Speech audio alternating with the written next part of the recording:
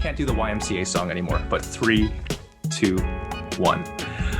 And welcome back to another episode of the Have We Made It Yet podcast. If you can believe it, which I can't, I don't think which Josh can too, we're at episode 49. 49. Yeah. In like Abrahamic times, like the number 40 represented like completion, meant like a lot.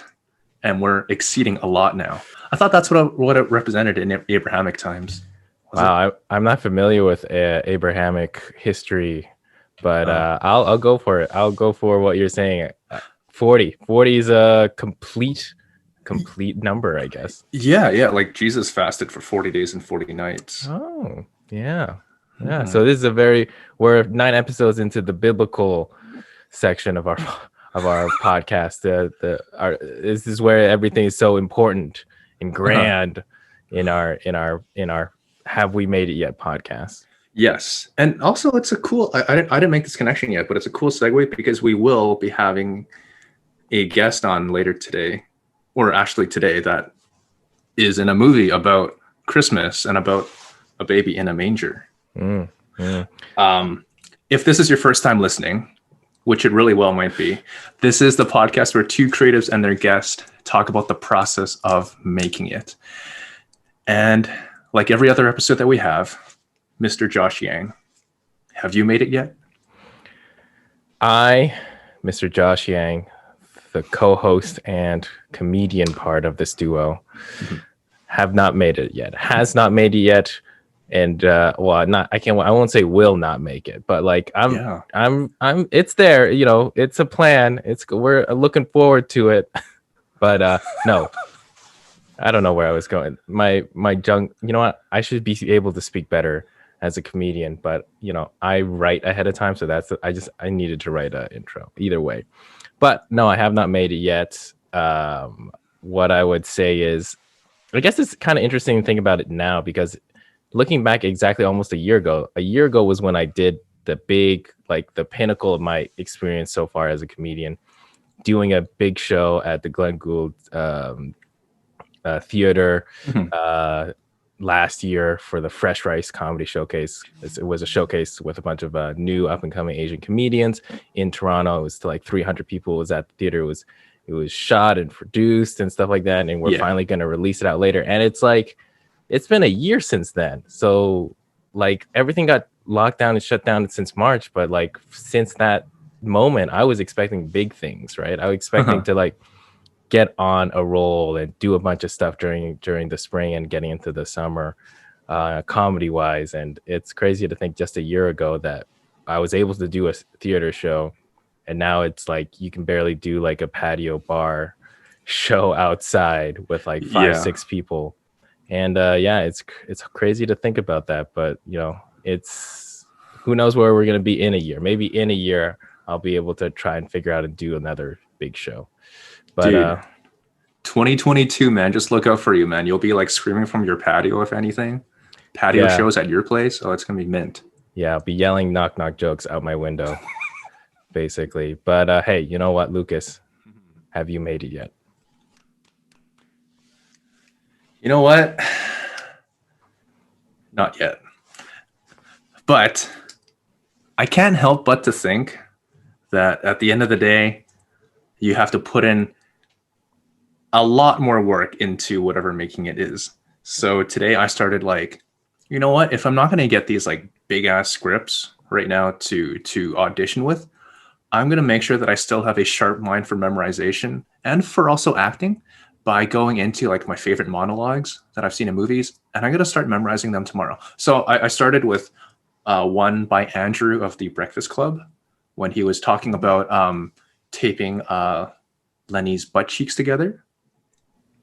Is that a monologue? Oh, yeah. I haven't watched The Breakfast Club. Oh, so okay. Spoiler. There's some, I guess, taping of butt cheeks in it, but I assume is it like a Shakespearean monologue of grand proportions? Yeah. I mean, I don't even know why I pressed it with like the taping of butt cheeks, because that's a really minor part of Oh, that. is it? Yeah, because it talks about the cycle of violence that you see within your parents, and then it kind of reflects onto you. Okay. And then I also got another one that the Robin Williams did in Good Will Hunting. Oh, I love quoting Good Will Hunting. Oh. Whenever there's a situation where I can just look at somebody and say, it's not your fault. Oh, Just over and over again. Yeah, that's always, I mean, it's a very solemn, it's a very serious scene, but to me, it's kind of funny to do that in public where it's like, hey, it's not your fault. No, look at me. It's not your fault. stop it, Josh. It's not your fault. And just say it. But hey, drama and comedy, it's kind of on the same scale. On the same scale, man. But our next guest today, since we do have a third panel here, are you ready, Josh? I'm ready. Okay. All right. Okay. So it kind of feels like a because we've had Jeannie Wong previously that was on the Etsy commercial, and we've also had Miss Monica Rodriguez Knox on here from our next guest's movie that he was on. So it kind of feels like a reunion, if anything. I remember on our Etsy commercial shoot, I was sitting in the trailer getting made up and everything, and I was chatting with Jeannie until I saw more actors come into the makeup trailer. Now, a bunch of us were just talking, and after our initial hellos, we all started talking about our lives outside of this weird acting world. This next guest, he told me he was a drummer, and we soon geeked over our gear, drumming styles, and we talked a bit more until I was pulled away and called on set while he stayed in the trailer, getting made up and everything. A few days after our shoot, it's back to normal life, and I was working back at Sobeys. And while I had my apron on and like a backwards cap and all that stuff pre-COVID, so at least like people could still see me without a mask on and everything, I heard a "Hey, Lucas" behind me. I turned back and there was this guy again. I mean, like, you meet a lot of people in this industry, in this weird business, and usually it's a lot of like cordial hellos and everything like that, but you don't really think anyone really remembers you because everyone in the end is just in one day, out the other. Ever since he said hi and like gave me an extended hug and everything like that and saying, "How you doing, man?" I knew I met a person that's authentic as they come, and I will remember him for his authenticity and also, that he remembers and everything like that. He's an incredibly gifted drummer and also an amazingly talented actor who's had countless commercials for companies such as Buffalo Wild Wings, J.P. Weisers, and been in episodics such as Disaster at Sea.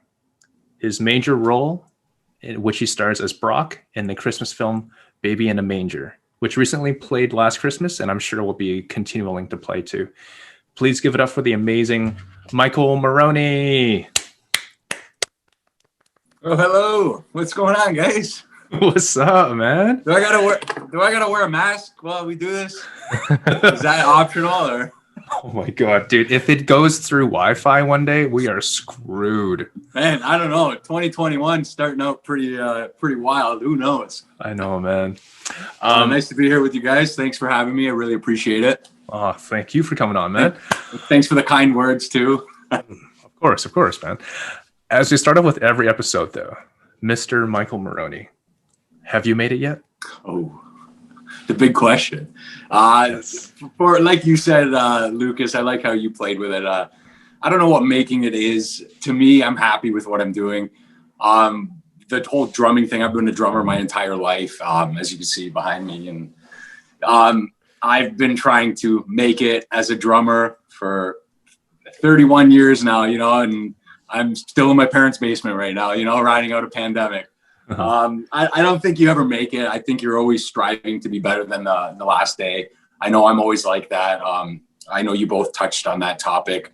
Like, it's been tough the last year. So as long as we're just, continuing to learn, be better than we were the last day, physically, mentally, with our talents, that's it, right? Like, I knew I had to continue on this journey that I'm on just because I'm enjoying myself. So amazing. If making it means you're enjoying yourself and you're living a happy life with people around you, sure, I made it.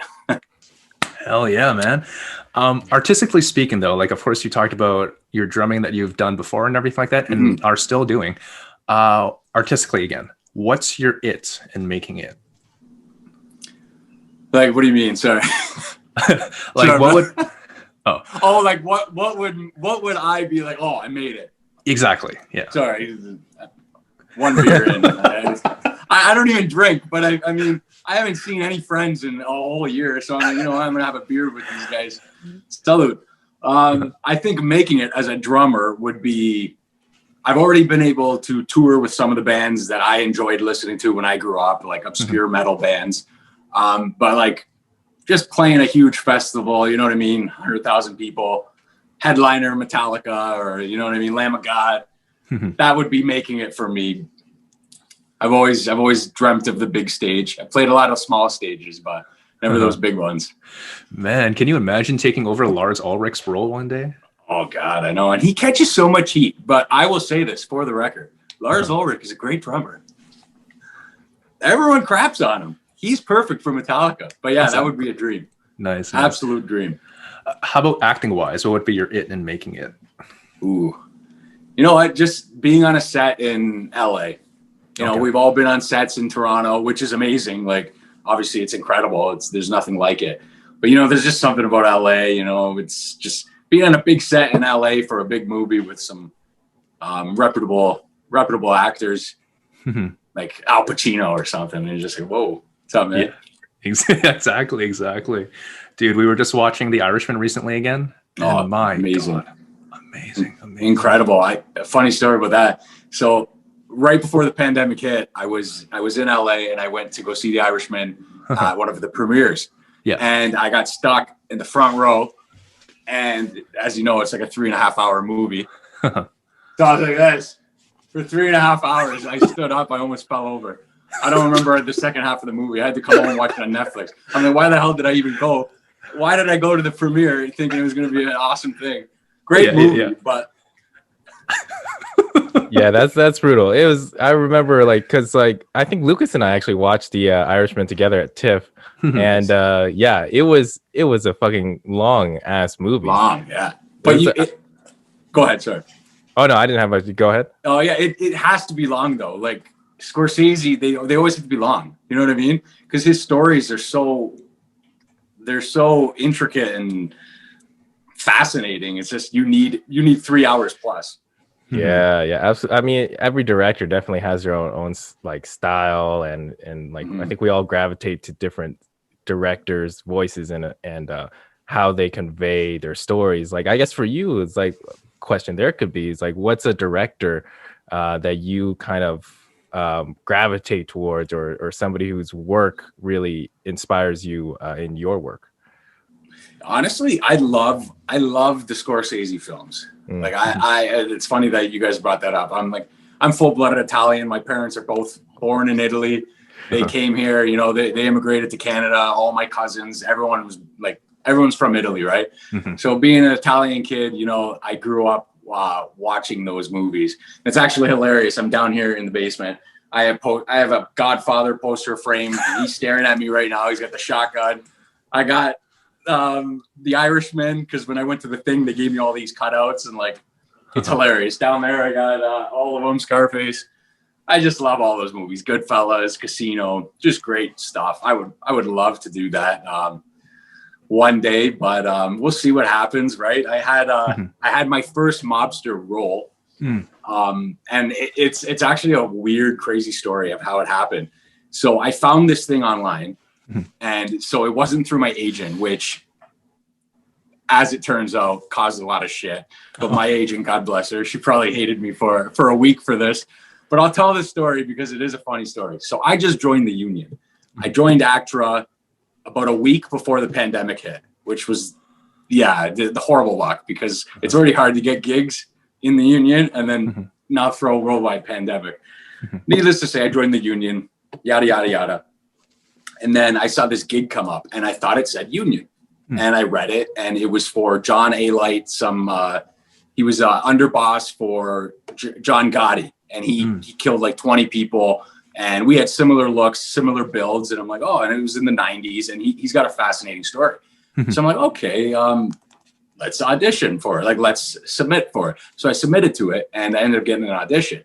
So it was with Casting Central over there. And then they ended up giving me the audition, and then I had a call back, and then I ended up getting it. Wow. And it happened all so quickly. Like, it happened within 3 days. And the role was to go to South Africa to do this in a prison December 1st of this year. So during a pandemic. And if you pay attention to the news, there's all these new COVID variants in South Africa that have started. Yeah. This was before I knew anything of that. Needless to say, I got this sweet Netflix role. I'm friggin' stoked because I haven't had anything this year. Like, it's so hard for us, you know how it is. So I was really thankful and like blessed. And I went to go get my vaccinations for like malaria, all these things they gave me. So my doctor set me up there. So I thought I was going to South Africa in a week, and it was crazy. And then last minute, I don't know how it slipped, but the union gig. And I'm like, oh my God, like, I thought this was a union job, South Africa, Netflix, you know what I mean? But it wasn't. So I had to decline going to South Africa. Yeah. Dude, everyone probably hated you so much. I'm so sorry, man. Dude, it was so, like, they were great too. Like, casting was incredible, but it was like, I couldn't do it. If I went, I'm with Actra. If they find out, you're kicked out forever. Yeah. You know what I mean? And I'm not here to steal other people's jobs. I just want to work for me, and Actra works for me, whatever. You know what I mean? But I'm like, I couldn't risk it. So I felt bad for my agent. That was totally on me. You know what I mean? But I had to make the decision. And then, you know what, looking back on it, I'm like, you know what, there's so much COVID, and then, like, it would have been stressful. There was all these restrictions too, like the government. So we would have been going with like a crew of like 35 of us. And when you enter South Africa, the government, if any one of you and your party, so all the producers and stuff were coming from the UK, and then the talent was coming from TO. Yeah. So if any of us from the UK or TO had any symptoms and you tested positive, your whole crew gets sent to a quarantine at a location of the South African government, and you have to pay. So I was like, there's so much risk. Like, what if some guy in England has a girlfriend or something that got sick and he didn't know, and then he comes? Like, you're screwed. It was just, to me, it was risky on all fronts. So I had to say no. And that would have been a dream role right there, being a mobster, smoking cigars. I remember they're like, can you smoke? I'm like, oh yeah. Smoking cigars, shooting people. Like, come on. Wow. That is actually pretty insane, because if you think about it, the UK has their whole like variant strain themselves, where it's like, oh, it's 50% more contagious, and then now South Africa has a 50% more contagious, and like you're the crew that comes together, and who knows if one of you, the Canadians get it, then like the Canadians have now some concoction of a variant. I could have been the host. I could have been bringing it here. Yeah, that would have, if not anything, joking around like that, but I'm just making a joke. But yeah, to me, it seemed way too risky. It would have been great. It would have been a dream, but you got to make those decisions, right? Like, I'm sure when I'm 50, I'll look back and be like, hopefully I've done better things, but I'll look back and I'll be like, that damn pandemic. But no, I love Actra, so I'm glad. Obviously, I'm glad. As soon as I found out it was union, I'm like, I can't do this. This is shit. That's my bad though. So that's it. For anyone watching, you got to pay attention always. Yeah. Was it on Mandy or something that you saw it? That it said no, union it was actually Actors Access. Oh, so Actors Access knows I'm in the union. So like the computer system. So when it generates, the algorithm, it knows my my demographic and whatever. Yeah. And it's gave it to me. So I assumed it was union already. And then when I clicked on it, I saw like the production company, and I knew the company. And I saw like all this stuff. So I'm like, oh, okay. Like, I didn't even think twice about it. So I just went with emotions. And then at the last minute, after they already sent me the offer, at first I said yes. And then I found out once I did my shot, it was a mess. It was fitting for 2020. Yeah. Speaking of like different paths that we all take and everything like that, I understand you had an inkling, a background of like law enforcement that you had. Was there a certain moment that you had in law enforcement or in your acting life that you said, law enforcement isn't for me, and you wanted to pursue acting more?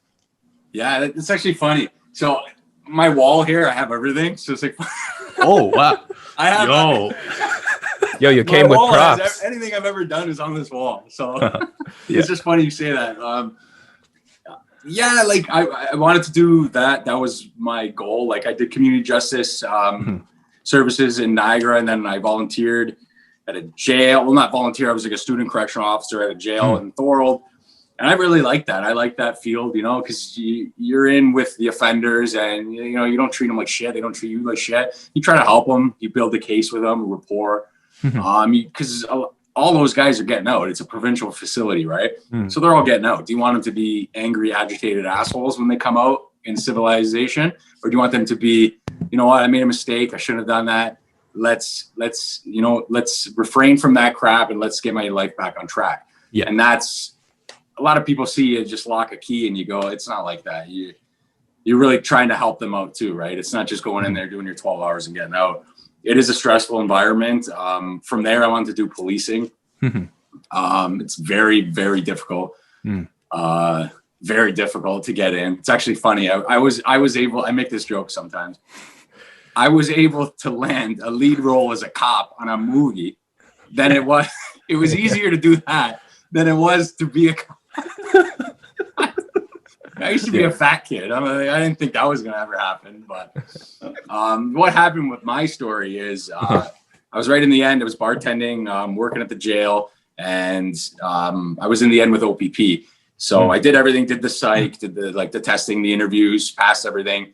And there were 5 positions and 7 of us left. This was October 2016. And they said, no, like you didn't get it, come back next year. So I was like, damn. Wow. So I didn't get OPP. And then I was in Jamaica for my friend's wedding. And I was supposed to go with my girlfriend. She cheated on me. So I went there. I was in the dumps. I was like, oh, because all my buddies have girlfriends. Yeah. So I'm like trying to put lotion on my back. I couldn't do it. I'm like, can one of you guys help me? So when I'm there, the day before the wedding, there was 2 women, 2 older women and a guy. And he looked like rocked out, like leather jacket. Like we're in Jamaica. He's wearing a leather jacket, like leather jeans. I'm like, this guy looks like a rock star. So I go over, I start talking to him.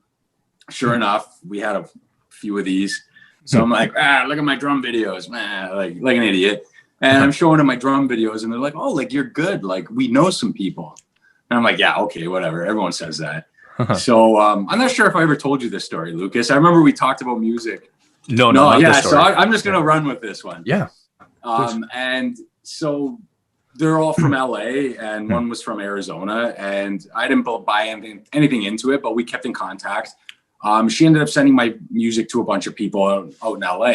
And mind you, this was when I was bartending. Like I didn't have any pursuit, like any dreams of getting into modeling, acting, none of that. Absolutely none. This is 2017. Yeah. I had no idea any of this would have happened. And so I get this message from this guy named Johnny Royal, who was Carmen Electra's boyfriend at the time. He's a big producer and director. And he Facebook messaged me and I'm like, what the hell? And I'm like, oh shit, it actually is him. So I Googled him because I didn't know who he was.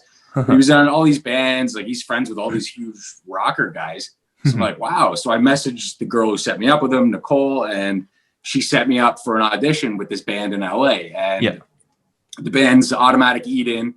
So I went out to LA first time March break of 2017. I figured, you know, if I'm not going to be a cop, I'm going to at least try to be a drummer because I've been doing it for 31 years. I'm like, let's get in there. Yeah. I ended up landing the band, Dave and Selah. They're amazing. They actually own their own post-production too. They do a lot of music for TV shows and stuff out in LA. Cool. And I got connected with them and literally I just never looked back. They were just great people and they set me up with so many other cool people. And I was working with Sean Bevan, who was guitarist in 9 Inch Nails. Oh, nice. Yeah, he produced like 5 out of 7 Marilyn Manson records, 9 Inch Nails records. Yeah, like he's like a good friend of mine. It's actually funny. I ended up there's a poster back there. I ended up touring with him in the States. Yeah. And it's like all from that, a chance encounter, talking to somebody in Jamaica, that all happened. And then I'm like, how do I move to LA? Because me being not smart in that aspect, you know, I just wanted to be a cop. I don't know these other things. Yeah. They're like, oh, you got to talk to a lawyer to get a visa. I'm like, oh, that'll be easy. Talk to a lawyer. He's like, listen, kid, you're a nobody. He's like, you ain't getting a visa. I'm like, okay, so how do I get a visa? He's like, start modeling or acting, just do something. So April 2017, I came back to Niagara and I literally Googled modeling agencies in Toronto, and I went to one and I signed. And then the first thing I booked, it wasn't even a modeling gig, it was a commercial. So I booked a commercial on the first go, which is just beginner's luck. Yeah, I know. I don't want to say it. Trust me, I've been burned a million times after that. But I got lucky at the start. So I ended up getting that commercial. And the actress that I was working with, her name was Tiffany. And she's incredible. I'm still really close with her. And she's like, you know what? Like, you're good at this. And I'm like, yeah, okay. Like, I didn't know what I was doing still. I was just thinking, I'm not an actor. I'm a musician. I'm just doing this to get to LA. Right. And she set me up with her agent. So she gave me a referral to my agent now, who is Amy Hines with Hines Management. And she's amazing. And I've been with them ever since. I went in, got an interview, and that's it. And now, removed from the 3-4 years, now I don't even consider myself a drummer. It's like I'm so focused on acting because I love it. And it's more probable to do well as an actor than it is a musician these days. And that's just the truth. It's crazy. I've never heard of a person that just kind of stumbled into acting as if it's a side hustle. Yeah, it was honestly, it was really weird. Like at first I wasn't like, I'll be honest, I wasn't taking it. Like I was taking it seriously to get in. But like 2017, when I got that like gig, I was like, what do I do here? But I just run with it, right? Like I'm a chameleon. Whatever situation you throw me in, I'm going to try to adapt to. Yeah. Now, I went to Armstrong, started taking acting courses, and you get serious about it. But it's a weird, I love it. It's a weird industry though. Like it's so competitive and it's something comedy else, man. Too though. Yeah. Comedy is like so insanely competitive. Yeah. If anything, comedy feels like you don't get good at comedy for years. Like everybody's timing is different. Like even in the beginning, in order to get like 5 minutes, 10 minutes, you got to like work at it for like a couple years, go on stage to get comfortable. And by the time you have like a certain amount of your own material that you've written, that's kind of when you can start looking at it more seriously. And even then, there's very few avenues for making money in comedy, especially in Canada. Like there's no real infrastructure in Canada. So a lot of comedians actually have to resort to writing or like also getting acting jobs as well. So it's kind of like, depending on what your focus is, if it's comedy, you can't just stick to comedy, or else your chances of making it significantly slimmer. Yeah. And it's true because I've seen, like, I went to Second City a few times, and like some of the, like I went to go see a few of the gigs they had, and I've seen them all on commercials, all of them. Yeah, because you have to find different avenues. It's like models do acting do models, comedians. It's actually funny. Comedians during this whole pandemic have like saved me. I've been listening to like Joey Diaz podcast, right? Like the Church of What's Happening before it was done. My favorite right now. Tell me if you guys have heard of this guy, Tim Dillon. Oh, I've heard of him. I haven't listened exactly to his. I know he has a bunch of podcasts, but from what I get a sense, like he says some wild stuff, doesn't he? Wild. He has. So he's. You know how the States is very political. I can't stand politics, but he chirps the right, the left. He doesn't have a like. He's got no bias. Nice. But he's just ridiculous, and he says the most ridiculous things. But it's been humorous during these depressing times. So, but yeah, comedy's been great. Sorry, I wanted to ask you a bit more about Baby in a Manger there, because that's one of like your first dramatic roles in which you have an arc, and it's your feature length role there and everything. Monica had said that her audition process to her getting the part was extremely rushed in terms of like booking it and memorizing the scripts. How was the whole audition process for you, and how did it feel to book that gig? Yeah, it was very rushed. Like Monica was great. I remember she helped me so much because that was my first role. Like I ended up booking that actually the day I came home from Disasters at Sea.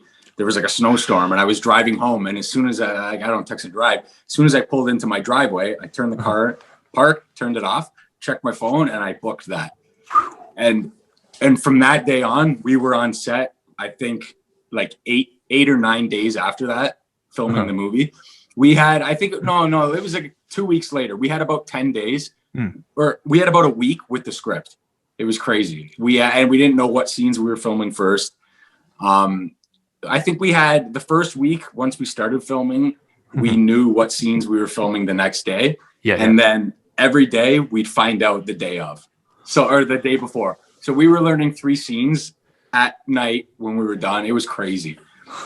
Yeah, it was so stressful, but it was amazing. And she helped me, I helped her, and the whole like crew, they were all incredible people.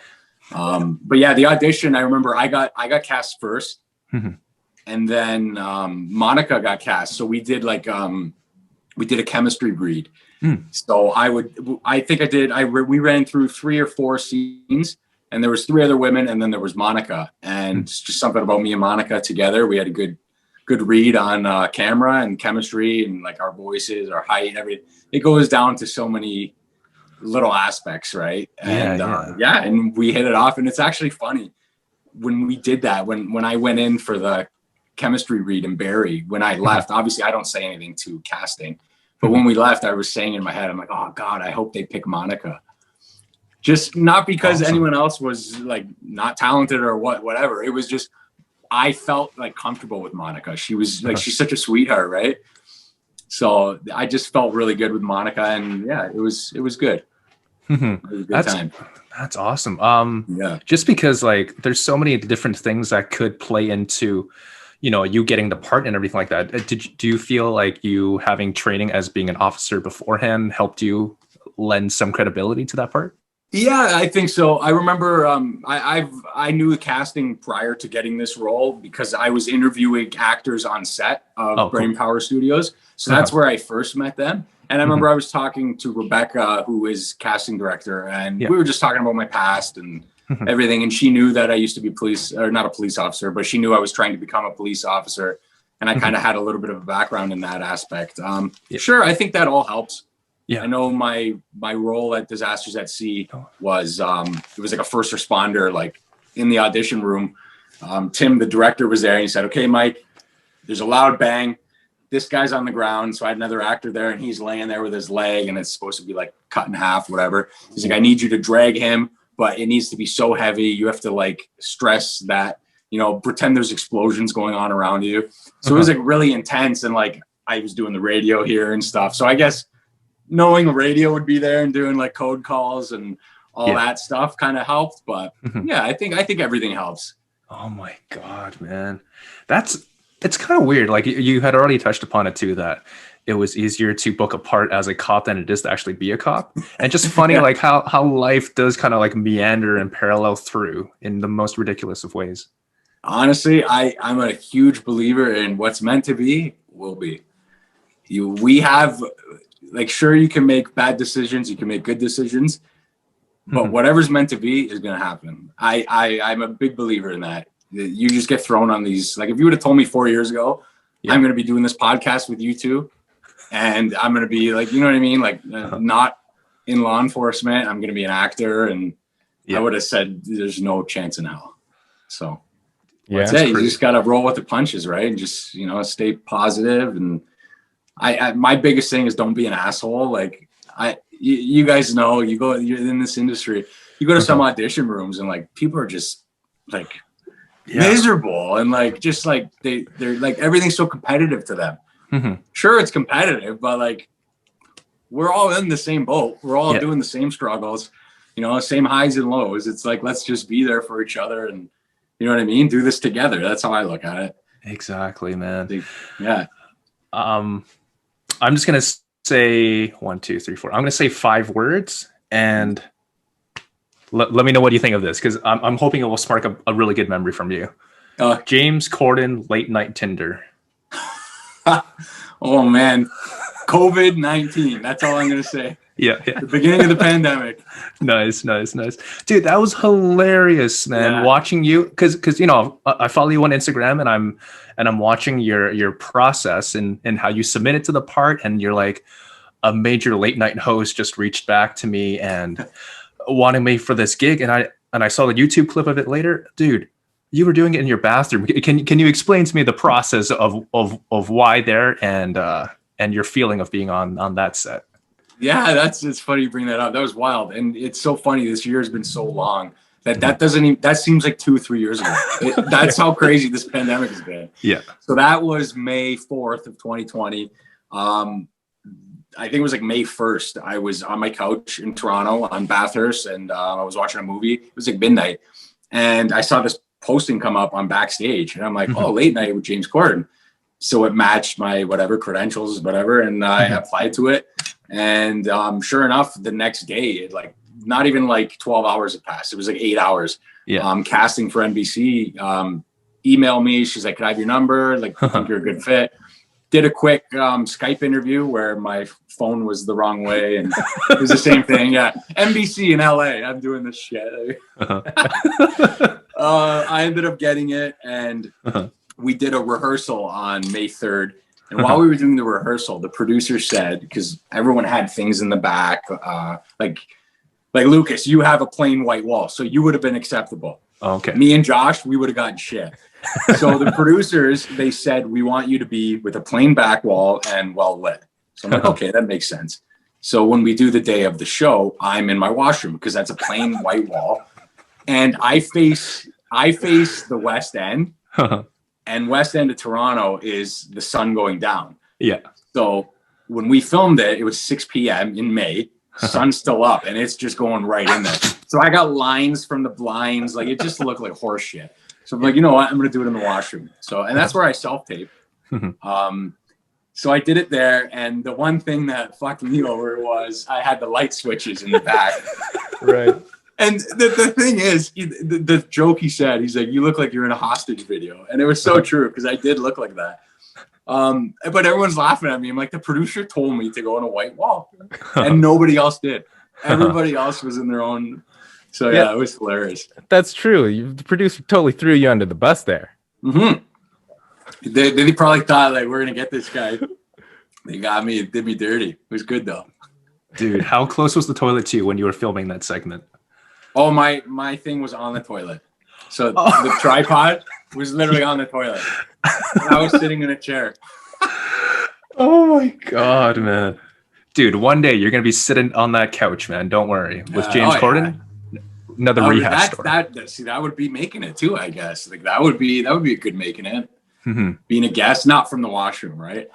Exactly, man. See, I wish if it wasn't COVID, I would have been able to go down there. Yeah. Fly down to LA, do it in the studio. That would have been sick. But instead, I did it beside my toilet in my condo. At least you were one of the memorable guys on the as an option there. Man, well, actually, no. I did want to ask you more about this. It's, we're actors and everything like that. We're out in the camera lens. We're out in the public figures and everything. I realized on your Instagram and everything, you're really open about your triumphs, your failures, and your overall struggle, and also the process of what it takes to make it in this industry. Is this something that this openness and everything within yourself, is this something that you're kind of born with, or just something that you do intentionally want to show other actors this process? I think both. I like Instagram, you see these people and they're just like, me, I'm so good. Listen, you ain't fooling me. We all have problems. We all have issues. We all have struggles. I don't give a shit if you're the top, you're fucking Al Pacino or you're Michael Morrone doing fuck all. We all have the same problems. And to me, I can't stand when people just portray themselves as just being so, you know what I mean? Nothing affects me. We all get down. And I think what helps me, I get down. This pandemic has been so hard for me. It's been hard for you guys. It's been hard for everybody. But like for me personally, like anxiety, holy fuck. I had anxiety when I was in that condo, like just by myself. I had nobody for fucking 3 months. I was like, I got to get the hell out of here. And I came back to Niagara. I'm like, there's no sense in me being here. My anxiety was through the roof. And then just talking about it helps me. Then it also helps other people. Because when I was posting those things, I was getting messages upon messages from people. I was like, oh, wow, you deal with the same issues that I've been having. Or, you know what I mean? And there's all these stigmas with like mental health. And I think for us to move forward, we all have to be better to each other but we also have to be open with it, because there's this thing where you have to hide it all inside. No, like life's tough. Yeah, life's tough for everybody, right? exactly. So for me, I find all my buddies have careers, they're married, they got kids, you know what I mean? Mm-hmm. I got none of that. So I'm this small town guy from Niagara, and I'm trying to make it, and you know what I mean? So this is my journey. Follow along if you want, and I'm going to tell you about the good times. I'm going to tell you about the bad times, and I'm going to tell you about everything in between. God, and it's always going to be honest, because a lot of people don't give you the honest thing, right? Yeah. It's like somebody would have told you, yeah, it was on James Corden.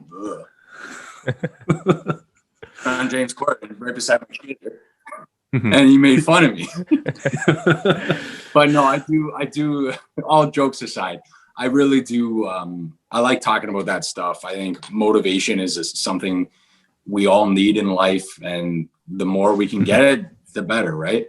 Yeah. Like a lot of the people I follow on Instagram, if you don't motivate me, I don't follow you. If you're just posting selfies of like garbage, whatever, I don't want to follow. I need you to help my life. Like, you know what I mean? It's everything you do, your brain, you can't poison your brain. It's all got to be bring in only good things. No doubt, man. I'll be honest.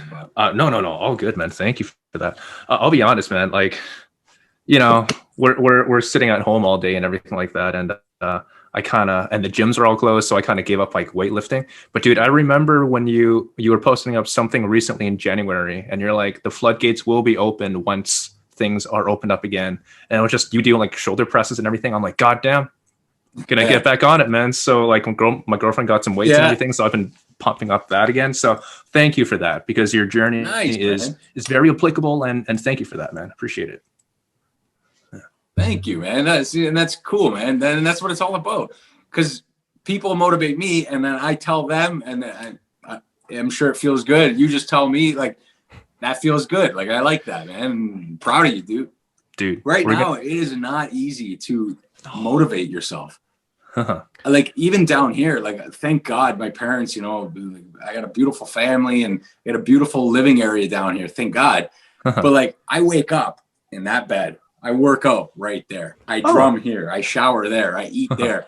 So it's like, I'm in it's like an apartment. It's like a condo. It's like you guys. Like, we're all in the same. But like, how the fuck do you stay motivated when you're doing that for a year? You know what I mean? So I think we all got to be easy on each other right now. We got to be easy to ourselves. You know, if you put on a little weight or you lose a little muscle, I know I lost a little muscle.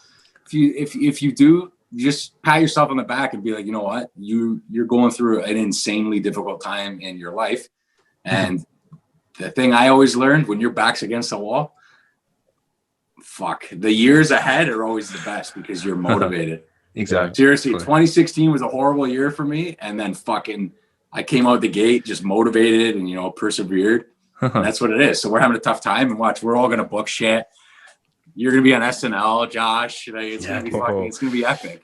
No, I mean, like, looking not only at the fact that you come from like a musical background and then going into kind of acting as well. I know those are kind of two different kind of artistic pursuits, but the mindset, you know, there could be some similarities and differences there. Like, how would you describe kind of the similarities or differences between performing as a drummer versus performing as like an actor? No, that's a good question. I agree with you. I think it's very much the same. It's the same hustle. It's the same mindset of, it's a very cutthroat industry. Music industry is the same as acting. I think acting and anything arts, like comedy, everything, you just have to not care what people think. You have to have something in you where rejection doesn't hurt you and it doesn't make you scared. You don't resent it. You don't resent people for rejecting you. I think it's just something in you that, you know, if you have a passion for the arts, you're gonna go for it. I think with music, you know, I've been drumming for so long, and I just I'm like, this whole pandemic, I've just been writing and doing things, because I'm just like, you know what, maybe one day that call is going to come, because you never know. Exactly. So I think that's the same as acting. You're waiting for that next call. You never know when it's going to come. So you just keep sharp. So I think it's just that mindset of just knowing things will be better and persevere. love I it. rambled on again with that one, but Yeah. I think No they worries, work together. It's perfect, man. Should we go into word association from here? I think that's a good spot. Yeah, let's do Word it. Let's do it. association. Yeah, Word man. association. Yes, at the end of Sorry, I'm having a beer, guys, but I figure I haven't hung out with my buddies in a year, so we're at the bar right now. We're at Wheat Chief. Salute, Yeah. man. Salute. Salute. cheers. Cheers, Yeah. guys. And if anything, the beer will help give us some interesting answers to our game. So usually, for all our listeners, yeah, we'll get into those answers. But at the end of our podcast, we usually like to, for our listeners, we usually like to play a word association game, kind of just a little palate cleanser, little mind clearer at the end of the podcast. So I'll have 10 words. Lucas will have 10 words. And basically the object of the game is I'll start. So I'll start with my 10 words. And then after each word, Michael, just clear your head and say the first word, image, idea that comes to your mind. And then we'll just go from there and we'll see what happens. All right, let's go. All right, perfect. So clear your mind, and I'll start off with my 10 that I have in my book here. So, all quiet.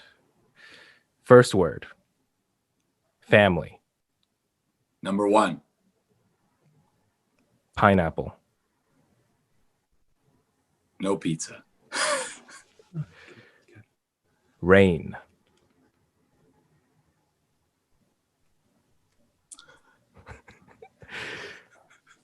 Alone. 2020. Motivation. This. Kumquat.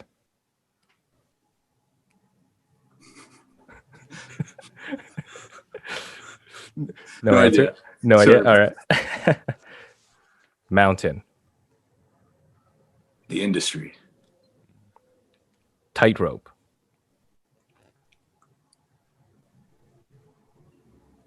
Can't do it. Satisfied. Hopefully this year. And finally, ending. Salute. Sorry, I'm horrible with this. I didn't think this was going to be so hard. Jesus Christ. And I'm drinking beer too. I'm like, what? Sorry, I didn't mean to disappoint you there, Josh.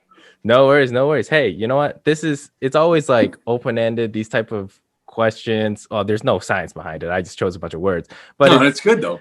Either way, you know, it's kind of like how people react. Everybody reacts differently. And we're always interested to figure out, you know, our guests, how they would react in their point of view. So we got it. I like it. All right, you ready for the next 10? Let's do it, Lucas. All right, okay. First word of 10, fire. I did a drum solo with fire, so I'm going to say. I like it. You got that connection. That's where I got it from. Nice. Metallica. Favorite band, number 1 out of every band I've ever listened to. I know this is more than one word, but we're going to go that route. Number 1. What was your favorite album by them? Ooh. I would have to say Ride the Lightning? Master Puppets. But to be honest with you, the album that everybody hates is the Black Album, the Sellout album. Absolutely love it because my number 1 favorite song of all time is Metallica, The Unforgiven. And you know what that song's about? It's about a boy who had dreams and he didn't follow his heart. And he grew old and he resented himself for not following his dreams.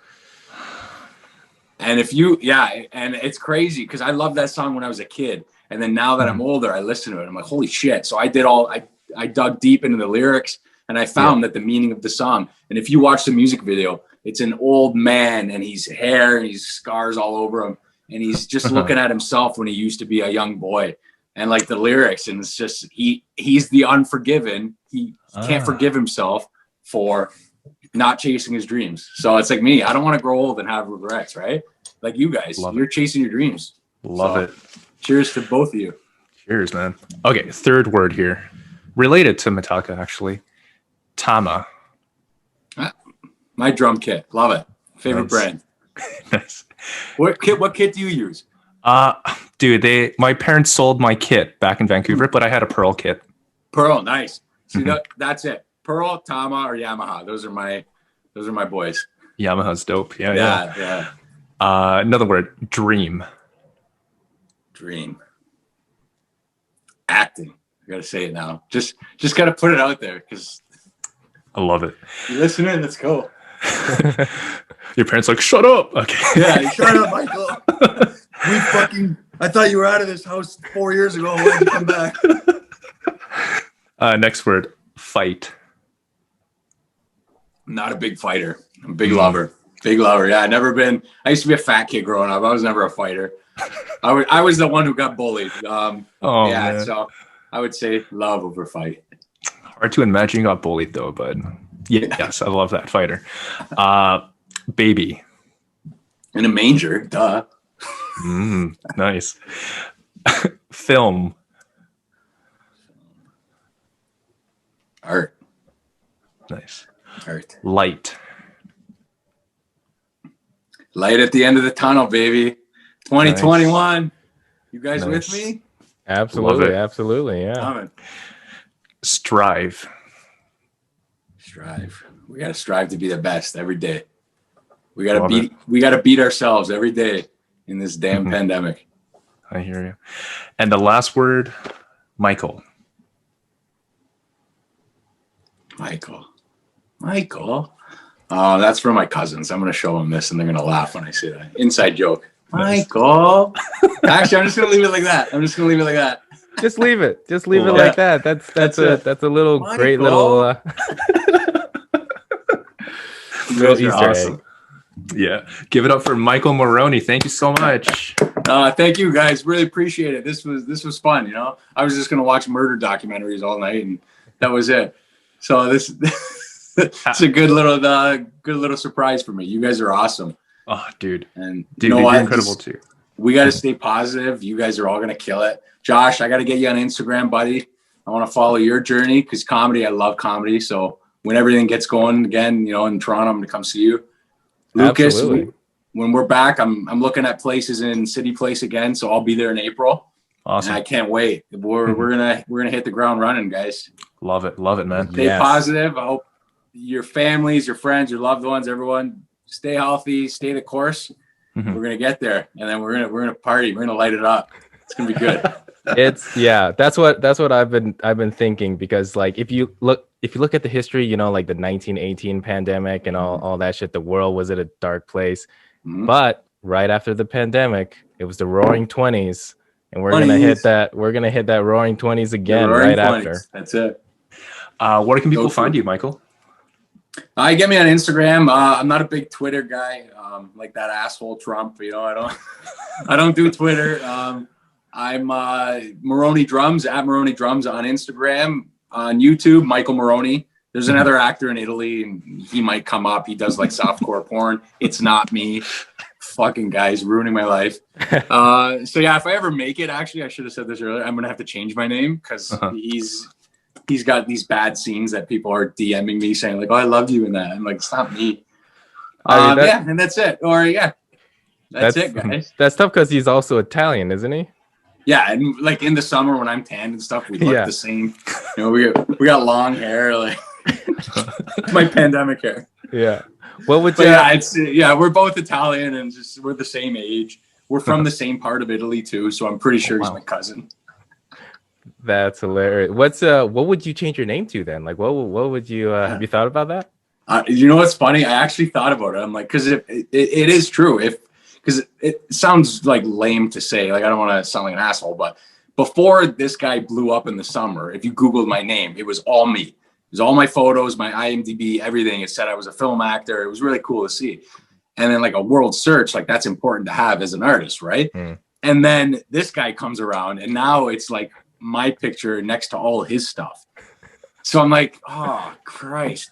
So I thought about it. I'm like, if I did land a big role or something, like, how does that work? Because actors change their names all the time. Like anyone, 90% of the famous actors, that's not their real name.